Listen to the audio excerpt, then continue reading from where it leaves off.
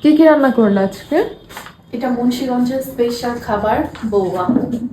আচ্ছা, তারপর এটা আজকে ব্রেকফাস্ট না? জি, এটা হচ্ছে ডিম ভাজি, এটা ইলিশ মাছের ল্যাজ ভর্তা, এটা ধনিয়া পাতা ভর্তা, এটা তো বেগুন ভাজি,